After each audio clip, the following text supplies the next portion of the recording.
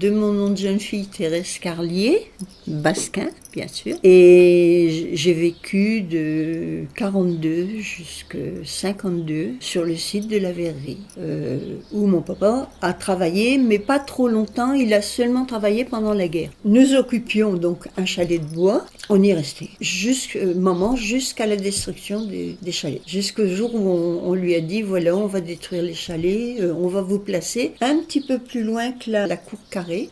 Elle avait été replacée là. Bon, elle s'y plaisait moins bien qu'au chalet, parce que maman, elle adorait son chalet. C'était une petite maison indépendante, elle avait ses fleurs, les fraisiers, les jardins. Ils auraient pu avoir un chalet de briques, à ce temps-là, on appelait ça dans l'avenue des Bureaux.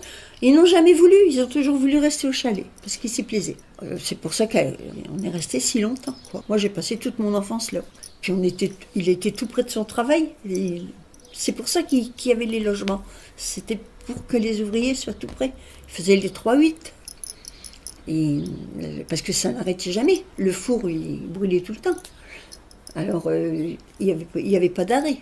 Vous l'avez déjà visité, la verrerie, ou pas? Non, j'ai pas eu, excusez-moi, mais je l'ai pas visité. Je la voyais de la maison, du jardin, parce que il y avait l'usine par elle-même, puis il y avait un grand quai, et il y avait une voie ferrée.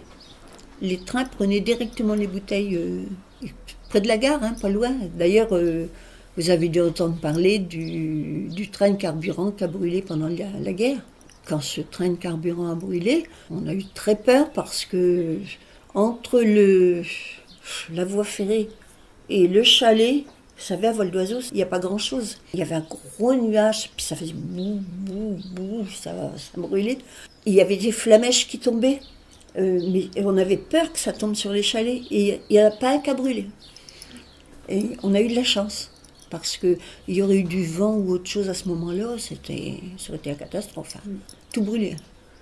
Et du chalet, on entendait toujours un bruit de verre cassé. Comme si on claquait des bouteilles l'une sur l'autre, vous savez. Et on entendait toujours ce bruit-là. À longueur de journée, on entendait ce bruit de bouteilles cassées. Ça m'a toujours resté. Puis je vous dis, on voyait la verrerie, là, le four, quand... de temps en temps, il fallait vider les cuves, les fours du verre, parce qu'il fallait faire une nouvelle production. Et on allait voir ça, on continuait notre chemin, un petit peu plus bas que la maison. Et on allait voir ça, c'était le soir, et souvent c'était le soir. C'était magnifique, parce qu'on voyait le verre couler comme un volcan qui lâche sa lave. Mais tout rouge, tout... Puis ça pétait, ça.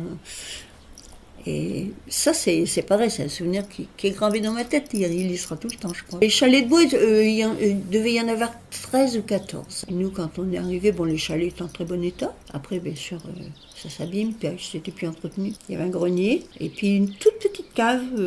C'était bien fait, mais pas de commodité, Mais c'était quand même coquet, vous voyez, les gens mettaient des fleurs, il n'y avait pas salon, salle à manger, il n'y avait pas de télévision, de toute façon, on avait une radio, c'était déjà quelque chose, parce qu'à ce temps-là, on a toujours eu un poste de radio. Ma mère, elle adorait Tinon aussi, et quand il passait, si elle était dans le jardin, je l'appelais, viens maman, viens vite, viens écouter. Bon, j'ai de bons souvenirs de là, bien sûr, c'était très froid, le café gelé dans la cafetière, sur une nuit. On faisait pas de chauffage la nuit, on mettait des gros édredons de plumes en ce temps-là, et il y faisait froid. Mais le matin, quand c'était toujours papa qui se levait le premier, Alors, il rallumait la cuisinière. Et c'était vite chaud. Et puis quand il faisait beau, c'était très agréable. On était bien. Il faisait chaud aussi il faisait très froid, mais il faisait très chaud aussi.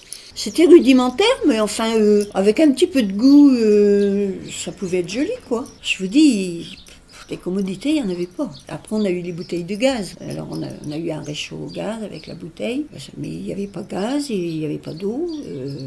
On avait l'électricité, c'était déjà pas mal. On se chauffait au bois et au charbon. Papa, il allait au bois tous les dimanches matins pour la vie du chalet.